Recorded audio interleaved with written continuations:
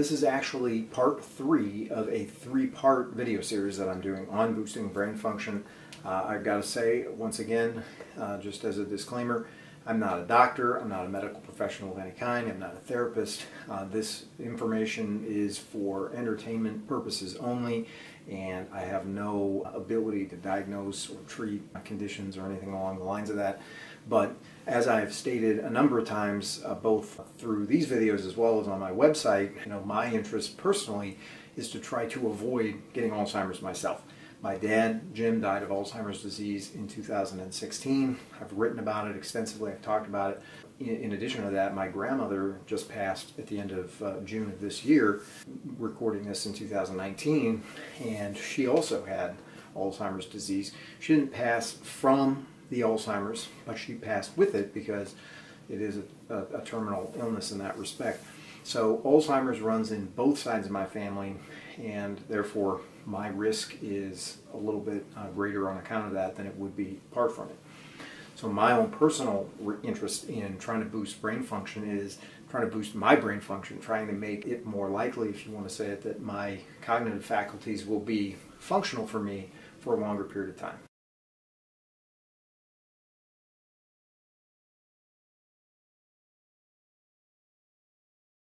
So just as a rehearsal, in part 1, I dealt with certain dietary and supplemental changes that you can make in your life in order to try to give the brain the nutrients and other things that it needs to function optimally. In part 2, I deal with things like brain teasers and puzzles and that kind of thing, and those kinds of things to keep the brain sharp, to keep it active. Those kinds of suggestions that we hear, things like crossword puzzles, that's kind of the standard thing, but I get into a little more detail. That's part 2. And now part 3.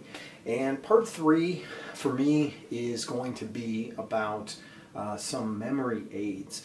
And this is kind of an interesting one for me, because I have an interest in this apart from Alzheimer's disease avoidance, and that is just to kind of improve a person's memory function and cognitive abilities in virtue of trying to learn just a better way, if you want to say it, of using the brain. So once again, as we know, Alzheimer's is a neurodegenerative disease. It's going to affect memory, it's going to affect reasoning and other cognitive abilities. It can affect perception, it can affect emotion, behavioral changes and all that kind of thing. And so one way of, in my mind, of trying to raise the probability that I will avoid Alzheimer's disease, it seems to me, this is just, once again, an intuitive kind of thing, is that if we talk about an erosion of cognitive function, then it seems to me that the higher the cognitive function you have, the further you have to fall. So in other words, if you can increase your cognitive function even a little bit, then it gives you a little more breathing room, let's say, because your cognitive function will have to decline just a little bit more. Now, again, this is untutored speculation here, but my point is, also, I guess could be put this way, is that if your memory is bad to begin with, then it's not going to be very difficult for it to erode further. Whereas if we can sort of improve our memories, then we might give ourselves a little bit of a prophylaxis or protection against memory erosions that are due to dementia. Now, obviously, dementia and Alzheimer's in particular are diseases of the brain. They include the formation of plaques and tangles and the lowering of acetylcholine. I get into some of these causal factors in another video, but there are real physiological changes that occur in the brain. So I'm not suggesting that, memorizing a few lists or things can reverse or halt these physiological changes. But I guess what I am saying is that for various memories to really sort of adhere in the brain, neuroscientists suggest, I take it, that these neural pathways are formed so that you have neural connections that you form, and the more neural connections you have, the firmer a memory is, let's just say. And again, I'm speaking very loosely. So if you can improve this network of connections, it seems to me, you might have some more success than you would have had in staving off Alzheimer's. So again, you have to understand maybe what I'm saying and what I'm not saying. Not saying that a few memory techniques can, cure Alzheimer's or avoid Alzheimer's. I'm not saying that at all. But I'm saying if I were to have less memory function than I have, for me, Alzheimer's might affect me more quickly, or dementia might affect me more quickly than it would if I had stronger neural connections in my brain, or if my memory worked a little bit better. So it's a very sort of personal thing. In any case, getting into the actual ideas here. So one thing it seems to me that we can do to improve our brain function and memory is simply to not over-rely on memory aids. You know, we live in a society now where our phone numbers are stored in our phones, where we don't really have to navigate. We don't have to remember road names and street names because we can just type it into our GPS. We certainly don't have to calculate grocery prices and tally them up as we're going through the grocery store. And even the checkers don't do any of that manually.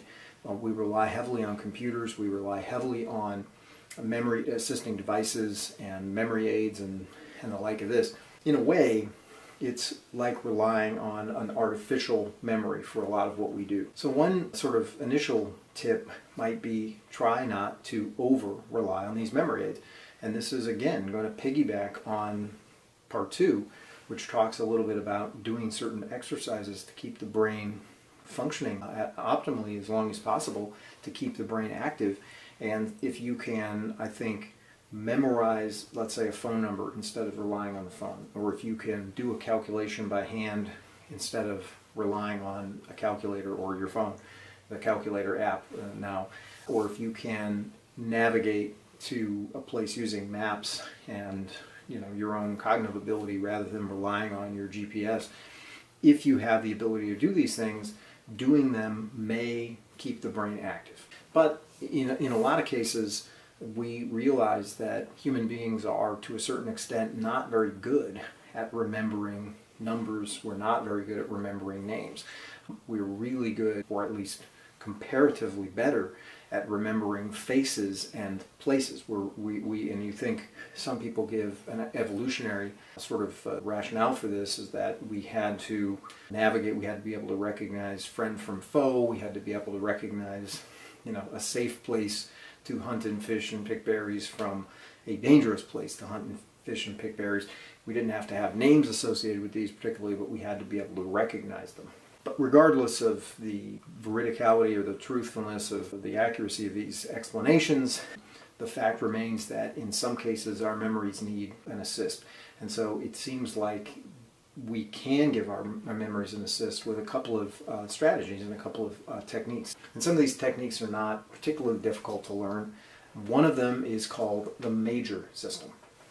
So the major system is essentially a correspondence cipher where numbers have letter or phonetic equivalents, I should say. So, for example, the letter 0 stands for the S sound or the Z sound, and so it would stand in for the letters S, TS, Z. The numeral 1 stands for the D or T sound, so D and T, and so on through the other letters. I'll put that up on the screen so you can actually see the major system correspondences.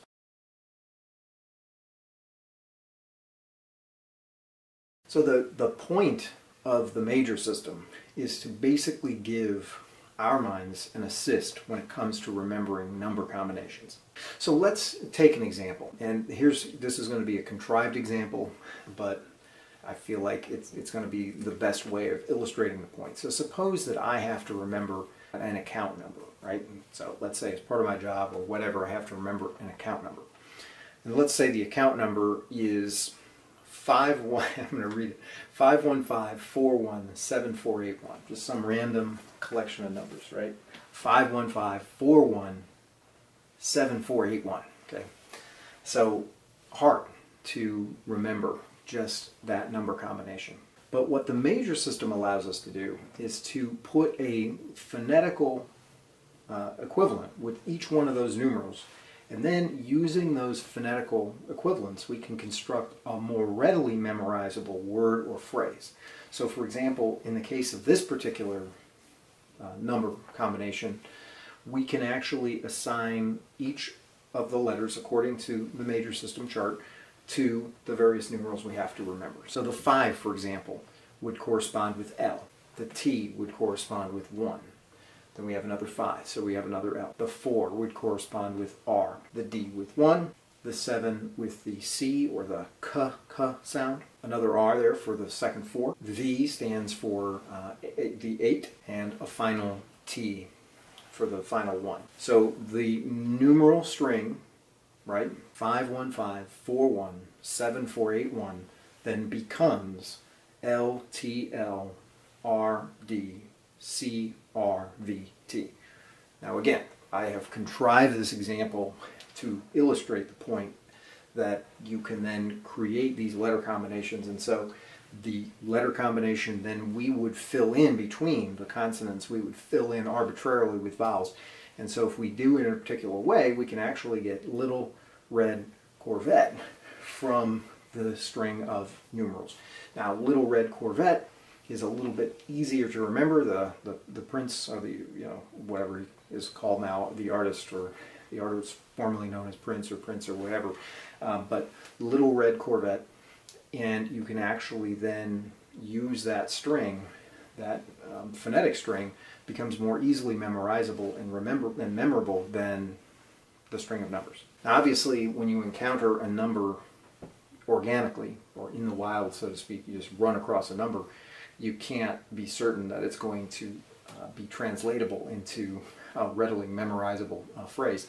So there does tend to be some creative work that you need to put in, because you're going to need to sort of look at it and choose the right letter combination when there are choices. So for example, for the letter 1 could be D or T, right? So I chose the T for the initial one and a D for the second one because it fit the construct that I was trying to move toward, right? Little Red Corvette. But you will have to choose in some cases which consonants to use, and then you also have to plug the vowels in between. But it's this creative work that actually helps to make these things more memorable. And when you put that creative work in, you're keeping the mind active, you're using various parts of the brain intuitively, and the end result is that you get a more easily memorizable thing than you started off. Now, another memory aid is going to be to construct mnemonic devices, right? So mnemonic devices are familiar to most school children.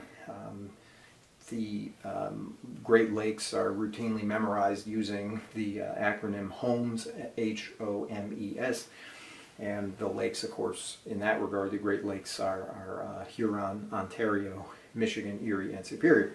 So HOMES is supposed to be a way for us to stick a hand, almost like a hook. Each letter functions as a hook in this mnemonic device for the name of a Great Lake. So we don't have to just remember the names of the lakes directly. We remember the hooks, and then we fill it in later on, and it seems to help our brains function.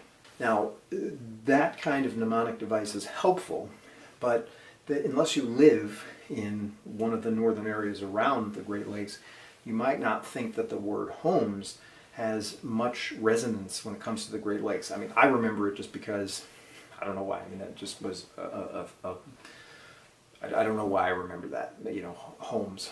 But so one trick with a mnemonic device is to try to make it memorable enough that you can remember what the device is. And here's what I mean. So suppose you wanted to memorize the components, and again, let's say you wanted to memorize the components of general anesthetic. And actually, this is one that I came up with several years ago when I was about to undergo a hernia repair surgery, and I wanted to research what the actual components of general anesthetic were. And it turns out that a general anesthetic is kind of a cocktail of chemicals that each do a different thing. Once again, I'm not a doctor, I'm not a medical researcher, so forgive me if I make an error, if we have some medical professionals watching here, but the way that I remembered this was through the mnemonic device, or the acronym HIPAA, so H-I-P-A-A, okay? Now, HIPAA is, of course, an act of Congress, a law, that basically stands for the Health Insurance Portability and Accountability Act, okay? So HIPAA is, it's the one that governs the release of your personal medical information. But in this case, we can use HIPAA, those letters, to represent the different components of a general anesthetic cocktail. And so if we did that, the H would stand for the hypnotic, then we would have an insomniac, then we would have a paralytic, an amnesiac, and a analgesic. So each of these is a kind of a chemical that does certain things. Maybe it puts you to sleep, maybe it affects the ability of the brain to form memories, maybe it causes the muscles to be, well, paralyzed sounds scary, but what it does, keeps the body from moving so that the surgeons can safely cut into it without doing damage from causing, reflexive action, a reflexive movement. But what's interesting about this particular acronym is that HIPAA is somewhat medically related. So when you think about the components of the general anesthetic, the word HIPAA, it just kind of naturally got a medical flavor to it, if you like, and therefore, for me anyway, it's easier to remember that HIPAA, the word HIPAA. So if I think about general anesthetic, HIPAA, then I can get to the different components of the general anesthetic. Now, the point isn't this particular acronym, it's not about the Great Lakes. The point is that these mnemonic devices can be extraordinarily helpful, and if you take the effort to construct one for yourself, it may be even more memorable than it would have been otherwise. So you can start off by trying to create mnemonic devices to remember things that are important to you. You can use the major system to remember numbers that you run across, and I would encourage you to try and use these and implement them in your life in order to try to, again, boost your memory and to give it an assist. Now there's another interesting thing that goes along with memory, and this is called the Baker-Baker paradox. And this was the coinage of a psychiatrist, I think, named Cohen. And Cohen basically said there's an interesting kind of paradox. And what that entails basically is if you were told that a person's name, let's say their surname, their last name, is Baker, you may or may not remember that. But if you're told that a person is a baker, you're more likely to remember the person's occupation than the person's name. Even though, and this is where the idea of it being a paradox comes in, even though it's the same word, right? B-A-K-E-R is both the name and the occupation. And yet, if you are told that a person A is named Baker and person B is a baker with a little b, and person A is named Baker with a big B, you're more likely to remember the occupation than the name, even though it's the same word. So one of the memory techniques, and this is expressed, I think, by Joshua Four in his TEDx video, but one of the techniques that's used then for helping to give an assist to our memory is the idea, as he puts it, of turning big B bakers into little b bakers. So let's say you're introduced to a person, and that person is a baker in the sense of the surname. That person has got the last name of Baker, and you want to remember that.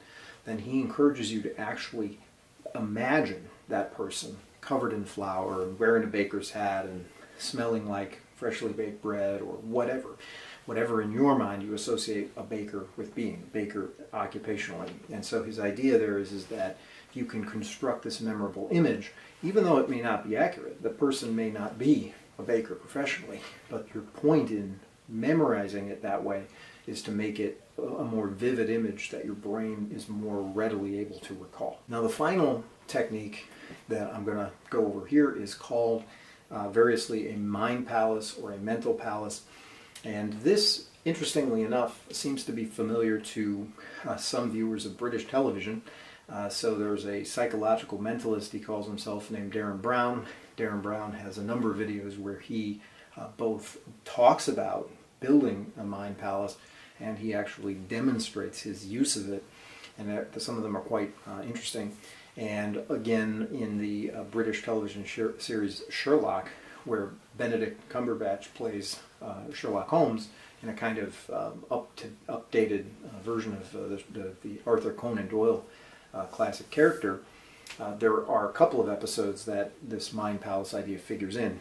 Now, I'm sure there's plenty of others as well. But the idea of a mind palace is basically this, is that you construct in your mind a space, and it should be, or you recall a space, a space that you have great familiarity with. So for example, think about your own house. And in that house, you can then mentally walk through every area of the house. So it has to be a space, again, that you are intimately familiar with. You know your walkway, you know once you come in, maybe you end up at a staircase, or maybe you end up in your living room, or maybe you end up in a foyer or whatever.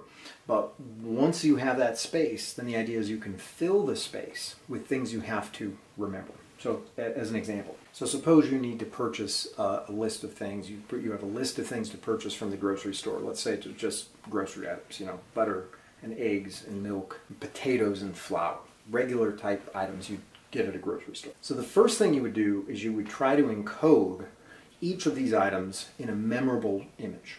So let's say you pictured a cow holding a bouquet of flowers, and the cow is supposed to encode the milk, and the flowers are supposed to encode the baking flour. Maybe you encode the eggs and the butter with the image of a chicken sliding across a buttered floor. And let's say you encode the potato as just a potato that's on fire. Now here's the idea, is then you sprinkle these images throughout the space that you have familiarized yourself with. So for example, let's say I walk into the house and I encounter the cow holding the bouquet. And then I turn to the side and maybe there's a fireplace, and in that is a potato that's on fire.